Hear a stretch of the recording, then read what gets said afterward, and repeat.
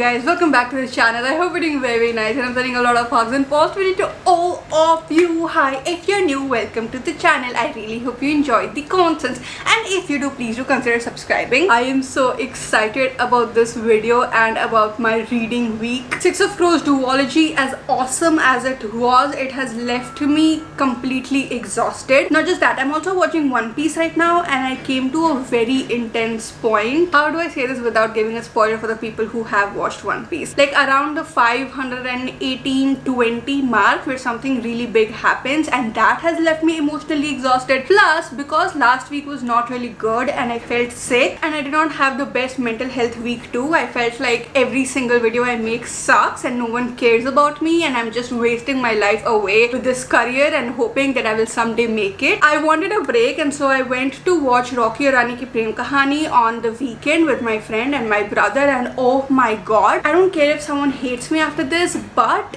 Barbie, Oppenheimer, all good and nice, okay? I actually genuinely enjoyed both of those movies, but Anchal Rani ki Prem Kahani is the best movie I have watched after like Spider-Man. What an amazing movie. I have laughed so much, I cried so much, and in all, again, it was an amazing but emotionally exhausting movie, which is why I'm at a point where I cannot invest myself into something big, into something that requires a lot of my emotions, into like a whole separate world. And so I decided to go on a romance binge because rom-com, the romance genre, has always been my comfort zone, which is why I have a selection of these romance books from my collection. Plus, Penguin India reached out to me saying that they are having a campaign which is called as the Romance Fever campaign. I was supposed to choose a romance trope and then they would send me books. I would not know which books those are, and then I have to choose a book to read from those books. It came at such a perfect timing when I want to read romance books that I was like, oh yes, I will do it. Let's unbox this and see what it has. I am so excited to see it.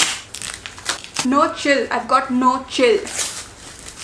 Okay, this much is enough. Oh, I already have this book, but that's okay because this cover is so much prettier. You made a fool of death with your beauty. Why does this also seem much thinner than my big book? Is this that one only? This is the book that I already have. Look how big and like, not that thick, but it is thick. Is that only? But this one just seems so much more digestible and prettier. I'm gonna be giving this one away on Instagram then once I hit 10,000 followers. I'm so excited about that because I'm giving books away from my own collection. But yeah, this is the first book. Next we have the book which I have been wanting since ages at this point, and oh my god, it is as pretty as I thought it would be, and that is Business or Pleasure by Rachel Lynn Solomon. Just look at that. It is so pretty.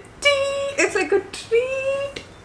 And the third book we have is Summer Reading by Jen McKinley. Two people, one summer, a love story they didn't see coming. It's so pretty yet again. It's super duper summery and holiday. Obviously, that is the trope. It's also very floppy. Oh, and the text inside is big and completely spaced out. Oh, this is going to be fun. After that clip and resetting my bookshelves, I was supposed to go on a romance binge, read back-to-back romance books, but that did not happen. I did read a few romance books. The thing with romance books is that it gets a little repetitive if you keep reading it, and while sometimes I am in the mood for repetitive content, I was not right now. The vlog turned out to be really boring, and so I scrapped off the vlog. And I remember some of you guys commenting that you want more adult romance recommendations, so here I am, not just with 4 recommendations but like 11 recommendations in one video. I have more romance recommendation videos where I've recommended adult romances, I've recommended YA, I have recommended all kinds of romances, so you can go and check that out. But for today, I'm gonna recommend you a few adult romance books. Some of them are very graphic, some of them are not graphic at all, so I think you will get at least one recommendation for yourself. I hope you enjoy the video. Let's begin with the video. Starting with the first 4 to 5 books, actually it's like 4.5 books that I have read. First, I read Beach Rivals by Georgie Tilney. This is the story of Claire, who has been feeling extremely low, and her self-worth and her self-esteem, in my words,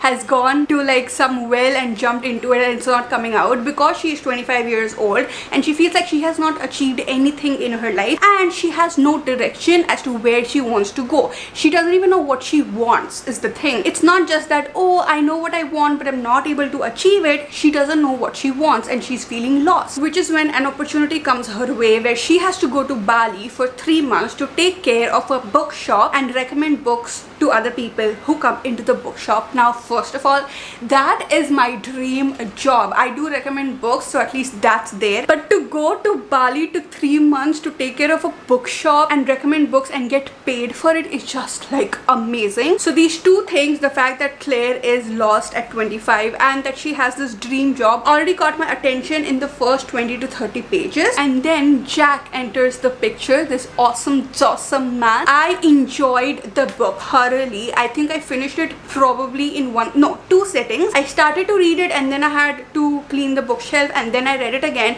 and it was over. It's super duper short, so if you have never read any adult romance before and you want to read a book that does not have a lot of spice, this is your book. I connected so strongly to the characters and the vibes. That was like the main thing. The beachy vibes, the summer vibes, the aesthetic of a bookshop and Claire setting up the bookshop. It was all just so beautiful. The only thing is that while the characters were a little like realistic to me, the setup was so fictional because I know for a fact that this will never happen to me in my real life. So that left me with the feeling of being a little bit jealous when I ended the book. But I love this book so much. It is a must read. This is a perfect escape. Did I talk a lot about that book? I don't know. I just really like that book. Next up, we have Final Offer by Lauren Asher. I'm going to talk about this book also a lot. This is the third part of the Dreamland Billionaire series. I have read the first part, The Fine Print. The Fine Print was a good okay book, which is what made me pick up this book in the first place. Also because it was really cheap and I got it on Prime Day sales. I was like, why not? Just get it.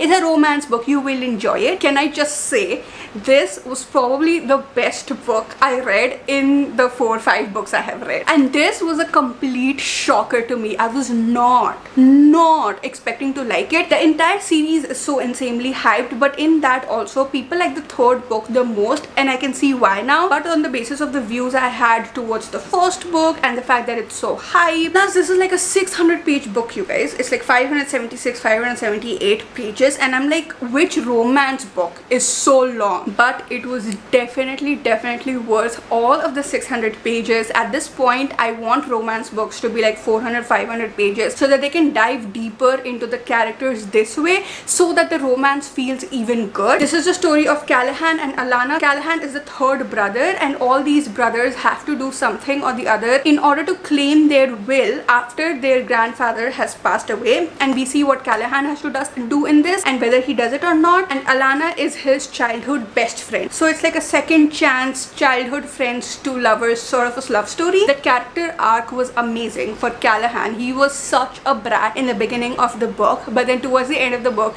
you do sort of fall in love with him. Alana is such a beautiful main female character. Their love, their chemistry, their past, the way they were strong, and the self-love that they have, all of these things together just made this book amazing. Even though it's a 600 pages book, I definitely highly recommend you to read it. Obviously it's a part of a series, so you would want to read the entire series, but even if you don't read the first 2 books, do read this one. This one was my favorite. I love this book so much. And by the way, it is spicy, quite spicy, not like heavily spicy, but it is spicy. Next up, we have In a New York Minute by Kate Spencer. This is Kate Spencer's debut. I love the cover so much and I love the premise so much. It is a story of these 2 people who are on the subway, and our female main character is having a horrible day, and this guy helps her on the subway, but then someone clicks pictures of them and then those pictures go viral saying that, oh my god, they're subway cuties, or oh, they're gonna fall in love and all of those things, whereas they don't even know each other. But then they start to getting to know each other. I don't know if that's right English. And we see what happens after that. This one has dual POV. Final Offer also has dual POV. That was like another amazing thing. It was a non-spicy book, does not have a lot of spice, and it was very refreshing to read something like this. I've not read plots like this before, so it was interesting. I did get a little bored towards this part of the book. It became a little repetitive towards the end. Both of them became really annoying, but then the ending was really good. So in all, it became an amazing book. book, and the guy falls in love, not like first, but you do see him starting to care about her way more than she cares about him, and when she is having assumptions about him in the beginning, but then you read his POV and he's actually just like loving her. It's just so adorable. Also, Franny is very upfront about how she feels, at least to herself. She's very self-aware, so that I really enjoyed, and in all it was an amazing, awesomely short and good vibes book. Next up we have Business or Pleasure by Rachel Sint Solomon. I read this because Penguin India is holding a campaign called Romance Fever, where I got to pick one book from a selection of books that they sent, and I picked up this one. This is a story of Chandler, who's a ghostwriter, and she is not having a very good day, and at the end of it she meets a guy and they hit it off, and then they have a one-night stand, but that is a horrible night for her, and so she's like, oh my god, thank god I never have to meet him again, only to find out that the next day, the next job that she has is with the guy who she met last night, and she has to now ghostwrite a book with him. The premise of the book, the title of the book, the way the cover looks, it all of it should have made it clear to me that it's going to be an extremely spicy book. And don't get me wrong, I don't mind spicy books, so in the beginning I was completely fine with it, but then it kept happening like every 2-3 chapters. That sort of annoyed me a little bit, because then I had to skim over it because I couldn't care less. But the story itself of both of the characters, and the characters are so good. Both of the characters are super duper awesome. This book also deals with very sensitive topics like mental health, OCD, depression, anxiety in a very beautiful manner. I really liked that, and the characters are also really vulnerable to each other, which I also liked. It was warm and cozy and comforting, and it was beautiful. If you are okay with spice, then you will love this book. It was super duper cute. Next up we have X's and O's by Amy Lee or Amy Leah. This is the second part. The first part is called Set on You. Obviously you don't have to read the books together, you can read them separately, but she is the sister of the main character in Set on You. Plus Tara in this book is actually a bookstagrammer, like a book influencer, which really attracted me to the book. Now I have not finished this book because I was enjoying this book so much. I don't want to read it when I don't want to read romance and then not like it because it feels repetitive, so that's why I dropped it, but I am still recommending it because it was an adorable book. Set on You was also like that. It just made me feel so empowered, and that's how I felt with this one too. All of the bookish references, the way Tara is, and our main male character, all of these things were such a good mixture. So I'm not going to say a lot about this right now. I am going to finish reading it this month itself. I will talk more about it in the wrap up of August, so do look out for it. But for now, do I recommend the book? Yes, definitely. This one is also spicy, but not that spicy. Those were all of the books that I read for the romance binge. I started reading The Flat Share by Beth O'Leary, and I also started reading Things We Never Got Over by Lucy Score, but then I left them midway because I was just not in the mood. I did really enjoy the stories, but I was not in the mood, so I kept it. And now I'm going to talk about a few books which are adult romances, which I have read after the last romance video I made, but not in this binge, but you should check them out. First we have Love Theoretically by Ali Hazelwood. This is the story of why did Josh come in my mind? Josh Chen. He's there in the Twisted series, I think. This is the story of Elsie, who is a theoretical physicist, and there's this feud going on about who is better, theoretical physicist or experimental physicist, and then she comes face to face with her academic rival Jack, and they have to work together on something. So you see what happens after that. So it's like an academic rivals to lovers story. I loved Jack. Another like is a dream. I loved Adam so much from The Love Hypothesis, and now I love Jack so much from Love Theoretically. Super duper easy to read, not extremely spicy. The spice is literally there towards the end pages, so if you want a non-spicy book, you can read it and you can easily skim through the spice. Super adorable, super cute. Anything I say for Ali Hazelwood when it comes to like writing really cute, adorable, proper romances is going to be less. It's a mix of science and spice and love. So if you like Ali Hazelwood books or you want to start with one, this can be your book. Next we have Alone with You in the Ether by Olivia Blake. This one has no spice, and you have to read this book.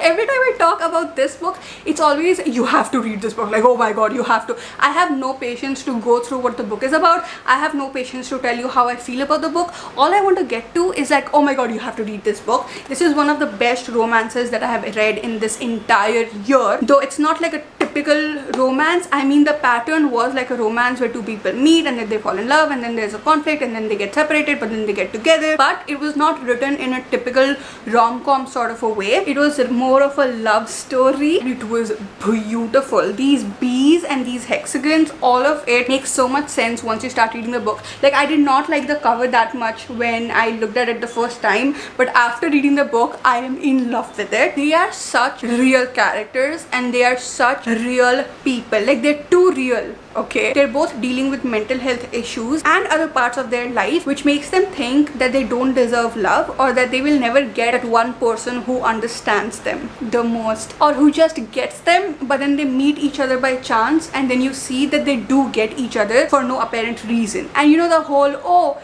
he's my soulmate, she's my soulmate, that is what the book gives off. If you want to read soulmate energy book, this is your book. Olivia Blake writes so beautifully, but also a little bit in a complicated way. When there were shifts in timeline or shifts in perspective, it was not the most apparent, which makes it a little difficult to follow. But if you're able to follow it and if you give it like 50 pages, 70 pages, you get into it so deep that you really want to know what happens with the two characters. I remember reading certain pages and staring at the wall. It still stumps me how I felt when I read some pages, and how there were some things where it was relatable, and how their love, like, I have goosebumps right now. There's a point where Aldo tells Regan that her brain is beautiful, and I was just like, this is the kind of love I would want in my life. Next up, we have Red, White, Royal Blue by Casey McQuiston. I have no idea why, but I always keep feeling like it's a YA romance. It gave me those cozy, comforting vibes that a YA romance gives, but also the mature relationship of adults. So it was a great mix. This is the story of the Prince of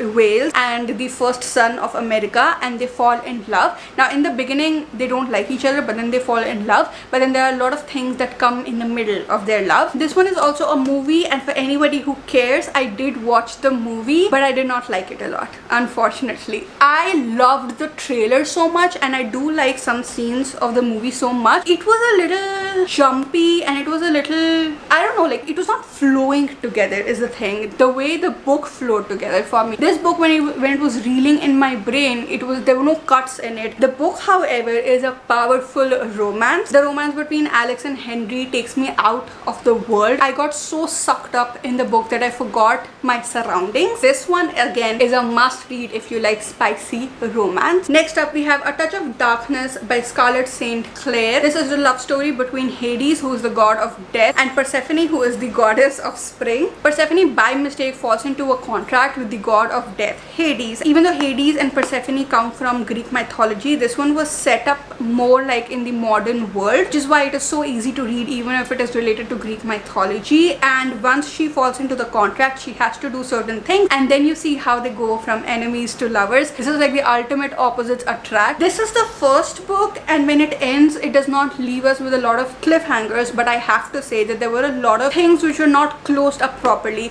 and there are 3 other books after this. I would recommend that you read the first book, and if you enjoy the characters and you enjoy the setting and you enjoy how it is written and you enjoy the spice and you enjoy everything basically, then you can go ahead and read the next 4 books, because I think everything will come together in those. This one was more about Persephone and Hades coming together and their love. Hades is literally amazing. If you're looking for a spicy Greek mythology, opposites attract book, this is your book. Next up, obviously, we have Happy Place by Emily Henry. No spice, I think, as far as I remember, in this book. It's no spice, all feels. The characters in this book are super duper real. I have just talked so much about this book. I'm not gonna take a lot of time and explain it more. There's fake dating, there's second chance, there's miscommunication. I hate miscommunication, but I loved it in this book. What I would say though is, if you want to read a realistic romance book, it's not completely realistic obviously because it's a fiction book, but the characters are so realistic and the things that they go through is so realistic. So if you want to read something like that and you want a good beachy read and you want to read good vibe, then this is your book. I do have a reading vlog of this book. I'll link it in the description, you can check it out. And in the end, I'm not counting this as a recommendation because I think I've already recommended it in the last video. So those were the 10 recommendations, but this one gets a special feature because it's an adult romance that again you need to read.